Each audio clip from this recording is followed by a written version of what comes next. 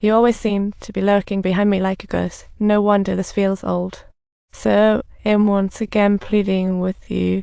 Give me just one more chance to embark on this adventure with you once more. Give me a chance to fight alongside you. I won't just be floating aimlessly in the wind.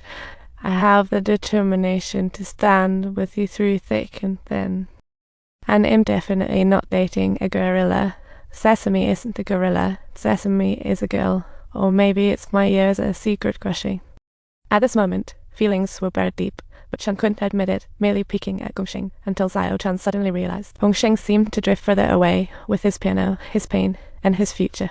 Xiao-chan was clueless until Gongxing was set to attend a music high school, and that's when she finally panicked. She feared Gongxing was slipping away, so she decided to make a move, sneaking into Gongxing's house under the cover of night.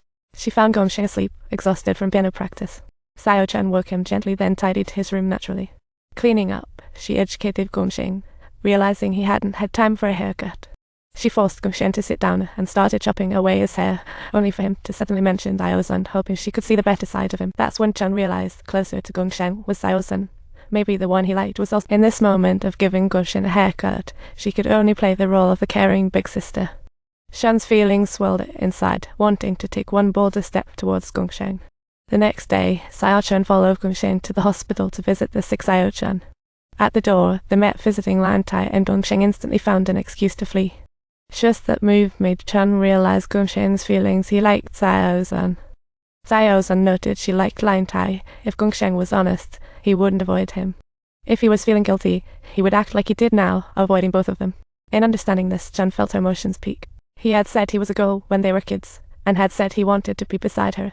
So why didn't he like her now? She had been right there beside Gongxing all along, and finally Chun couldn't hold back. Gongxing, it's Xiao-san you like. Well, you are silly indeed. Aren't you the silly one? Xiao-san likes himself. It's always been clear, and you're safe. I get it, girl dynamics. If you make a fuss, there's no winning or losing. Got it. Gongxing's response left Xiao-chan speechless. Won't you let this go now? You've clearly never seen me as a girl. Why won't you turn around and see me? Am I only permitted to love myself?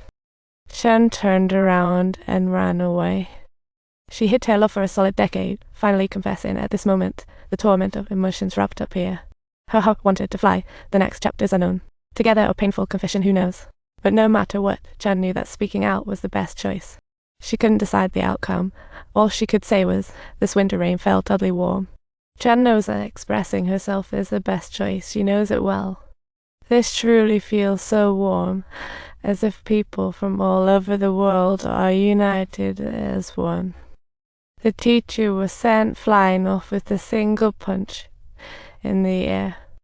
These days are getting tougher. Forgetful kid duds spill the beans, and Xiao-san, don't let him slack off.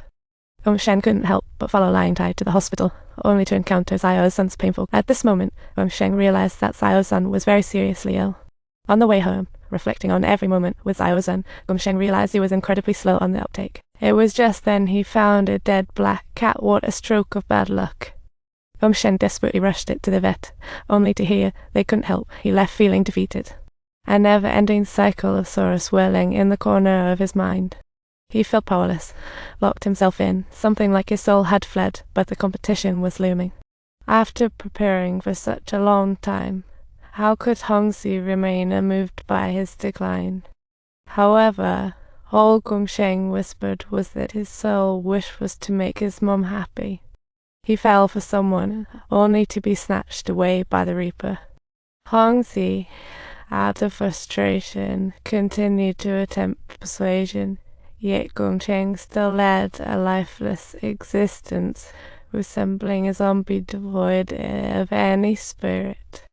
Just then, a letter from Xiao-san arrived, and Gongxing eventually showed up with the coke.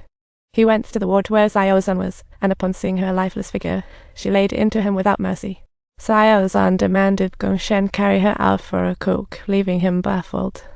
She informed Gongxing her surgery was set for the 18th, which also happened to be the day of the piano competition. Was Gongxing really going to give up now? Didn't they promise to strive together? Now was the moment to push it.